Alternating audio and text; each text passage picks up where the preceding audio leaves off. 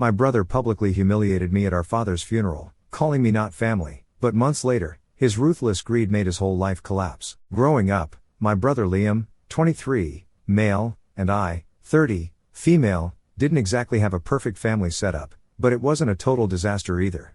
We had the same mom but different dads. My biological father wasn't in the picture at all.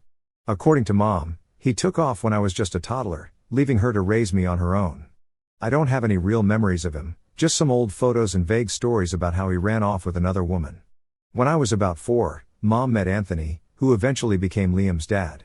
Anthony was the opposite of my biological father in every way, steady, dependable, and genuinely kind.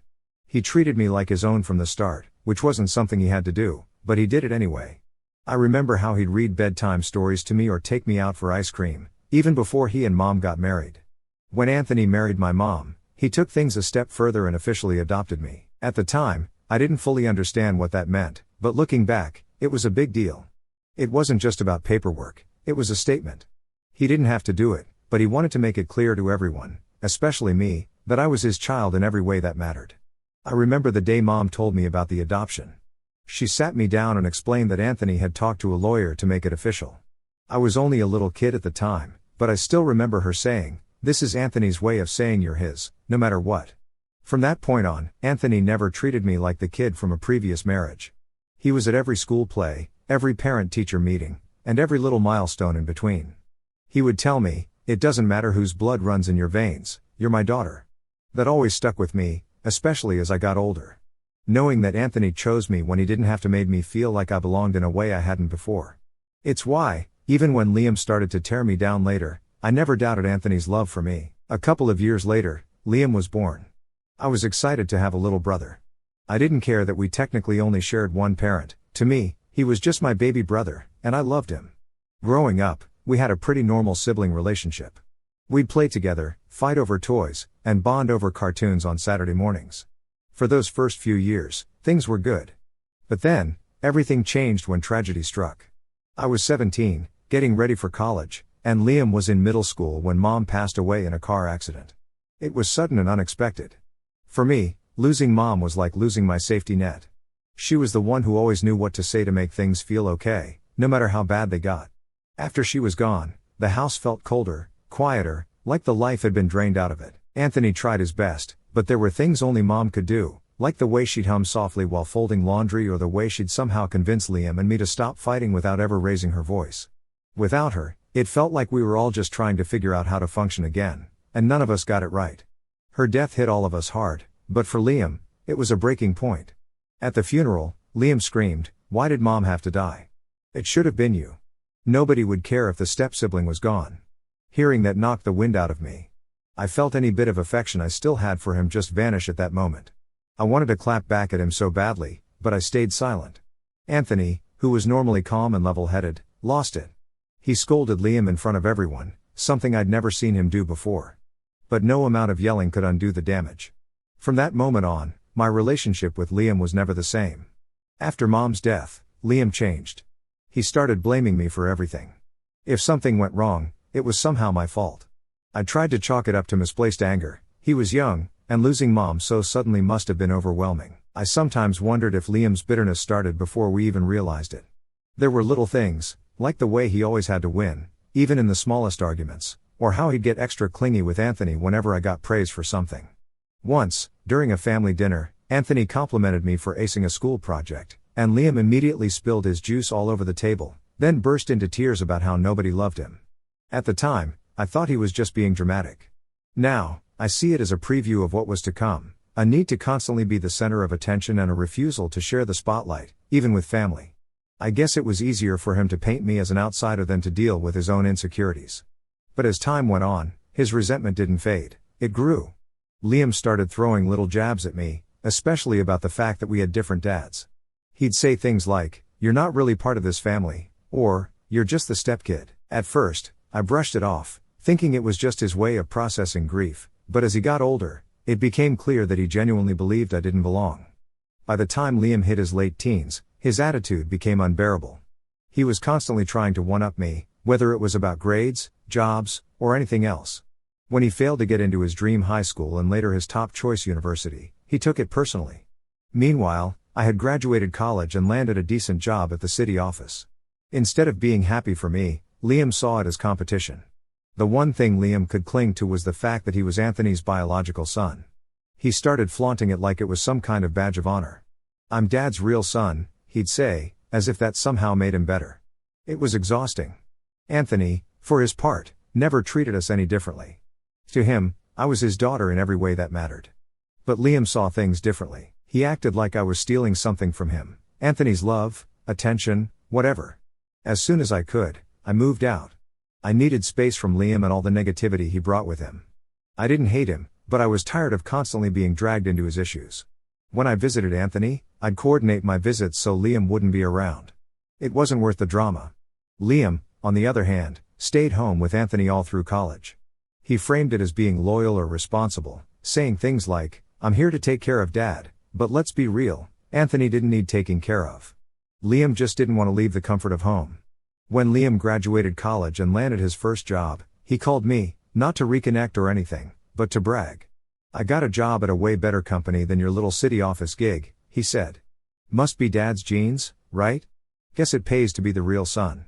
I just rolled my eyes. Liam had always been competitive, but now he was straight up obnoxious. I decided then and there to keep my distance even more. Life's too short to deal with that kind of negativity. But then, Anthony passed away suddenly. Losing him was like losing my anchor. I'd always taken his steady presence for granted, but now, without him, I felt unmoored. I had no clue that his death was going to kick off a whole mess that would take my already rocky relationship with Liam to a new low. Anthony's funeral was supposed to be a time to mourn and say goodbye, but of course, Liam had to make it about himself. From the moment he walked in, late, as always, I knew this wasn't going to go smoothly. He didn't even bother apologizing or acknowledging the people who had been waiting for him to arrive. Instead, he strolled in like he owned the place. Anthony's passing had hit me hard. He wasn't just my stepdad, he was my dad in every way that mattered. I handled most of the arrangements myself because Liam either couldn't be bothered or thought it wasn't his responsibility. He showed up on the day of the funeral like a guest instead of family. As the service ended and people started to leave, Liam finally decided to make his big move.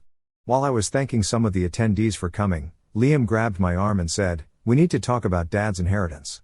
Not even a "how are you holding up?" or a moment of reflection about Anthony's life, straight to the money. I pulled Liam aside, away from the last few guests lingering around, not because I cared about sparing him embarrassment, but because I didn't want a full-blown scene at Anthony's funeral. "What now?"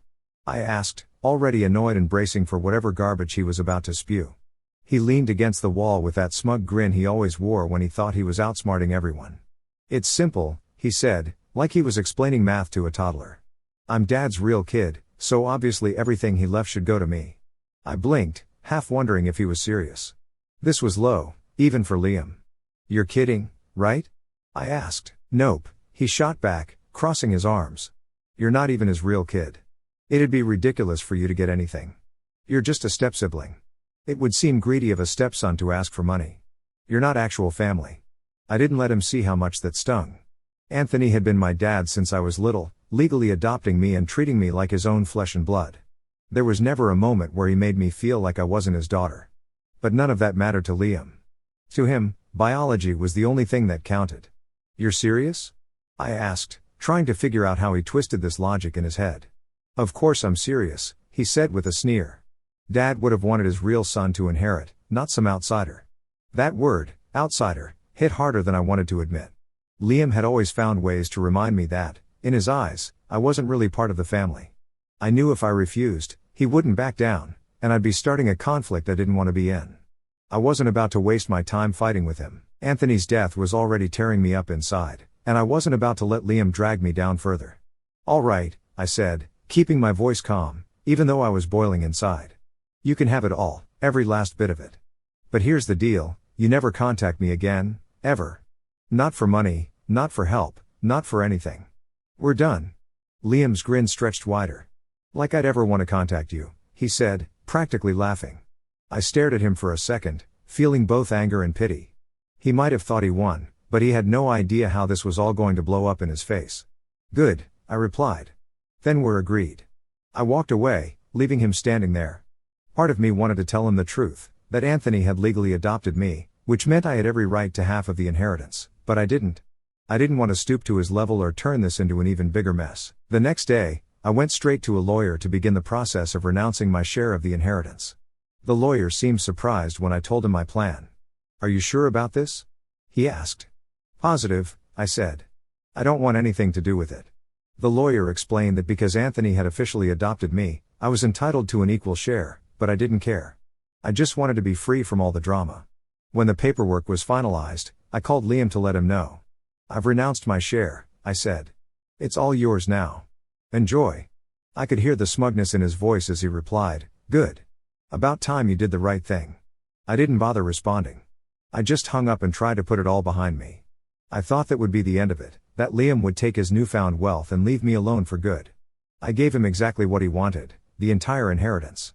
I made it clear we were done, no contact, no drama, just two people living separate lives. But of course, he found a way to drag me back into his mess. 3 months after the funeral, my phone started blowing up with calls and texts. Guess who? At first, I ignored it. I told him not to contact me ever again, so I figured he'd eventually get the message. But Liam was relentless. After the 15th missed call, I caved and answered, mostly to make it stop. "What do you want, Liam?"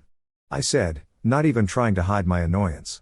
"I need money," he said, his voice strained. "Dad had debts," I laughed. "Debts? What are you talking about?" Turns out, Anthony had a few outstanding loans, nothing crazy, just some manageable stuff like a car loan and a small mortgage. Liam, of course, had burned through all of Anthony's savings in record time. Now he was stuck trying to keep up with payments he clearly hadn't planned for.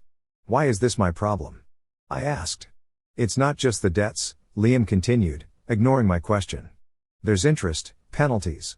It's snowballing, Morgan. I can't keep up. You wanted all of it, remember?" I shot back. "This is exactly what you asked for." Liam's tone changed. He went from pleading to accusatory in a heartbeat. "You knew about this, didn't you? You pushed all the debt onto me because you're jealous I'm Dad's real son." "Oh, the nerve." "First of all," I said, trying to stay calm, "I didn't know anything about the debts until you brought them up just now. Second, I told you to disappear from my life, so why are you calling me now?" He started rambling about how unfair it was, how he shouldn't have to deal with this, how I should have warned him. I didn't stick around to hear the rest. "Figure it out, Liam," I said before hanging up. I thought that would be the end of it, but it was just the start. A week later, Liam called again. This time, he tried a different tactic. Instead of accusing me, he went full-on victim mode. He admitted he'd spent all of Anthony's savings right after the funeral. According to him, he used some of it to pay off the mortgage and renegotiated the car loan to lower payments, but the rest, who knows, trips, gadgets, a new wardrobe. "So, what do you want from me, Liam?" I asked, already knowing where this was going. "I need $8,000 to pay off the last of the debts," he said, like it was the most reasonable request in the world. I couldn't believe the audacity. "You blew through the inheritance in 3 months, and now you want me to bail you out?" "I'm desperate, Morgan," he said. "If I can just clear this debt, I'll be fine." "Yeah, well, that's not happening," I replied. "Why not? You're supposed to be my sister." That's when I lost it. "You've spent years treating me like garbage, Liam. You called me a stepchild, an outsider, not part of the family, and now you want me to help you? Get real."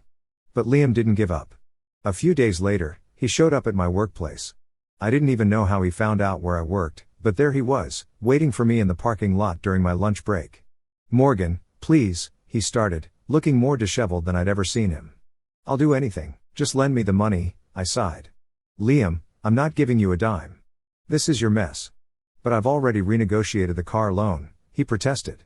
"It's only $5,000 now, and the house is paid off. I just need a little more to clear the rest." "That sounds like you're already doing fine," I said. "So, what's the problem?" He hesitated, avoiding eye contact. That's when it hit me, there was more to the story. "What aren't you telling me, Liam?" After some prodding, he finally came clean. "I spent too much of the savings on stuff. I went over budget, borrowed money from a friend to make up for it, and now he's threatening me if I don't pay him back soon. I'm screwed." There it was. This wasn't just about Anthony's debts. Liam had dug himself into a deeper hole with his own reckless spending, and now he was panicking. "You're unbelievable," I said. "This is exactly why I wanted nothing to do with the inheritance.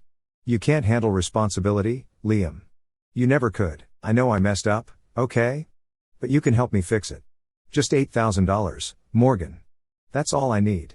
When he reached out his hand, saying, "Just give me the money," begging like I'd hand him the cash right then and there, I slapped his hand away. "There's no way I'm paying," I said firmly. "This is your fault. You blew through the money, you borrowed more, and now you're paying the price. I'm not your safety net."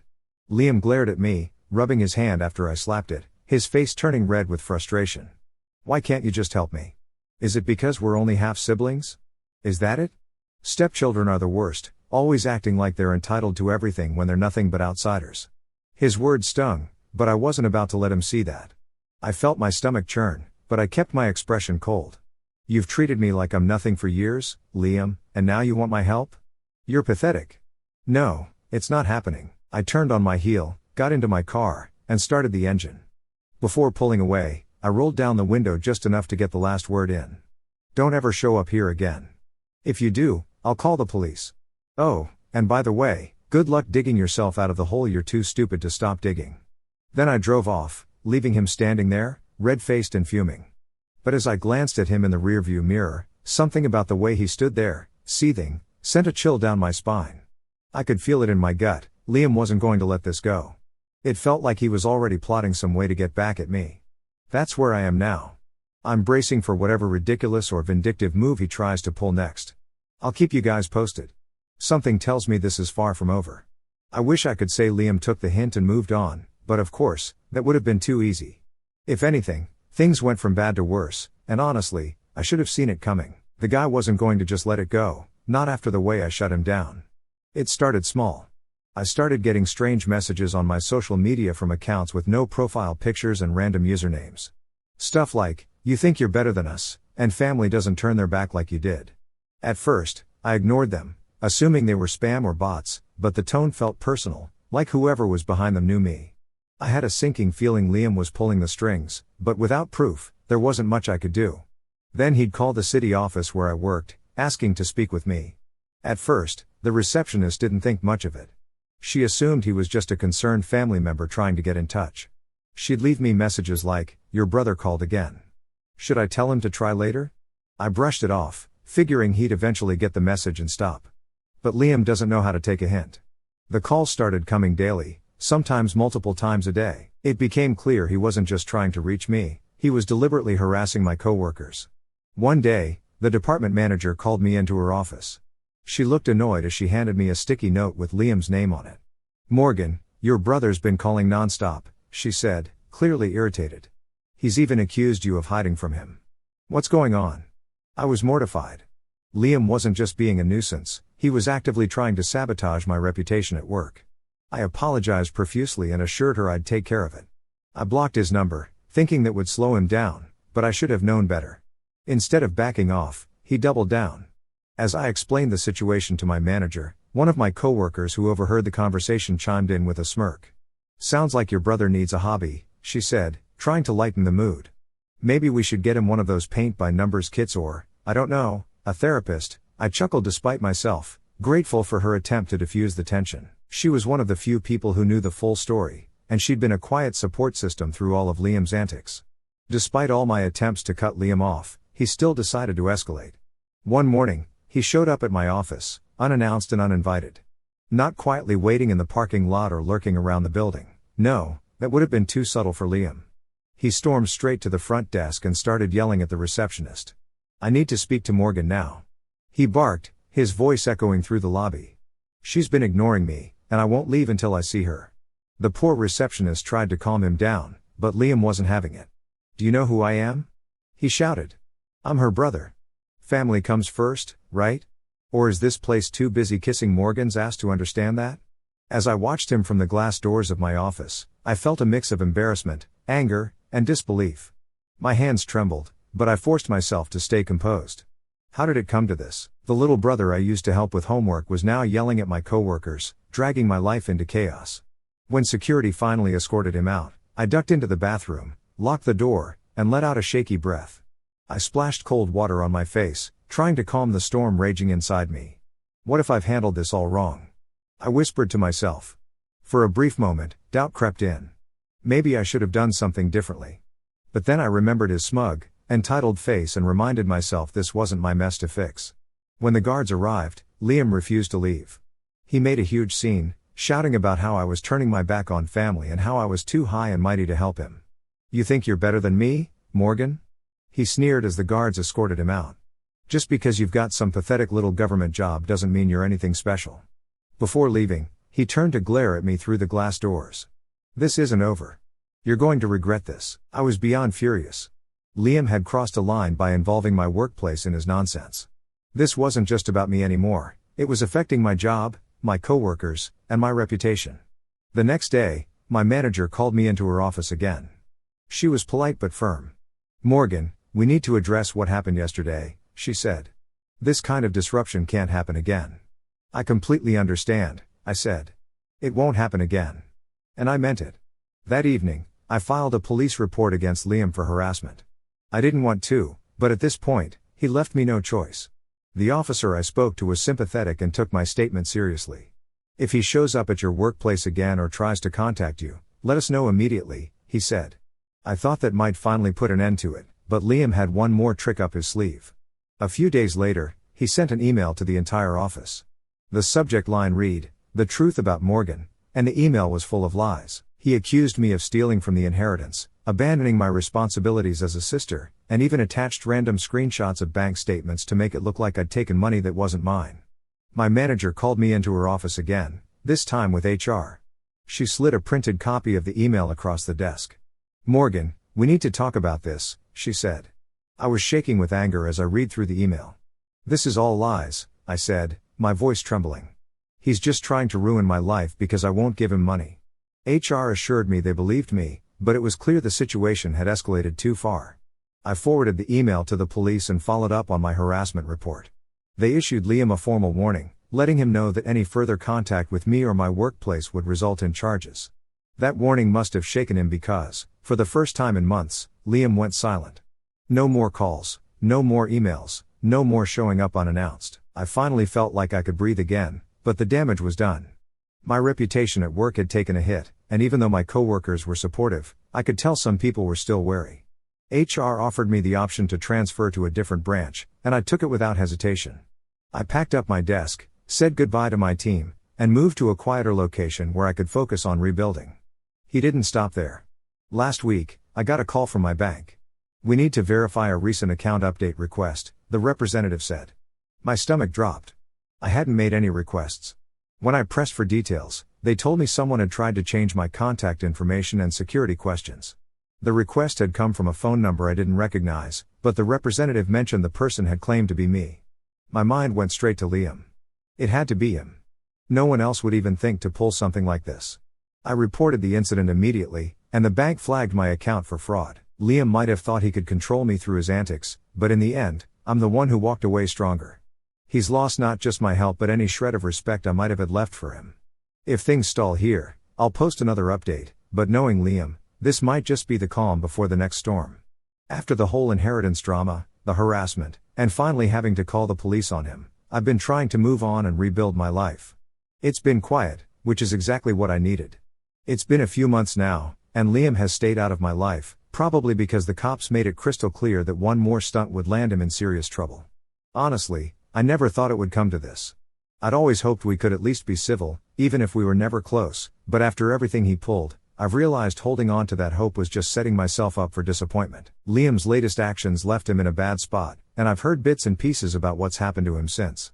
Apparently, after burning through the inheritance in record time and alienating everyone around him, things finally caught up to him. One of the people he borrowed money from, a so-called friend, ended up suing him. He barely managed to avoid court-ordered consequences by agreeing to a long-term repayment plan, but he's struggling to keep up. He's also still stuck with Anthony's car loan. From what I've heard, he's been falling behind on those payments too and is constantly scrambling to make ends meet. A mutual acquaintance, someone I didn't even realize was still in touch with Liam, mentioned that he's now living in a cramped apartment, barely scraping by. Apparently, he's even reached out to extended family members, begging for help. Surprise, surprise, no one's biting. Turns out being rude and entitled doesn't inspire a lot of sympathy. As for me, life's been quiet, and I mean that in the best way possible. Transferring to a smaller branch office was the right move. It's a tight-knit team, the work is fulfilling, and the people here are great. Most importantly, They don't know anything about Liam or the chaos he caused, which is such a relief. I can just show up, do my job, and not have to deal with drama bleeding into my professional life. I think about Anthony a lot. Losing him still stings, and I don't think that'll ever fully go away, but I know he'd be proud of me for standing my ground and refusing to let Liam drag me down. Anthony always told me to value integrity and protect my peace, and that's exactly what I've done. The biggest thing I've realized through all of this? I don't miss Liam at all. Cutting him out of my life was the best decision I've ever made. There's a kind of freedom that comes with letting go of toxic relationships, even if they're with family. For so long, I felt like I had to keep trying for the sake of family, but now I feel like a weight's been lifted. A friend recently asked me if I'd ever consider reconciling with him, and my answer was immediate: no. Liam had countless chances to treat me with respect, and he blew every single one. I'm not going to put myself in a position where he can hurt me again. Last I heard, Liam was still trying to track me down. He even called one of my old coworkers, fishing for information about where I'd gone after the transfer. Thankfully, my old office didn't give him anything, and they let me know what happened right away. I've taken extra precautions since: new phone number, updated privacy settings, the whole 9 yards. The old me might have felt sorry for Liam, but not anymore. He made his choices, and now he's living with the consequences. I don't owe him anything, and I'm done feeling guilty for prioritizing my own peace of mind. At the end of the day, life's too short to let someone else's chaos control yours. I've finally found peace, and I'm not letting anyone, especially Liam, take that away from me. Thanks for sticking with me through this wild ride. I hope this update gives you some closure, because it's definitely given me mine.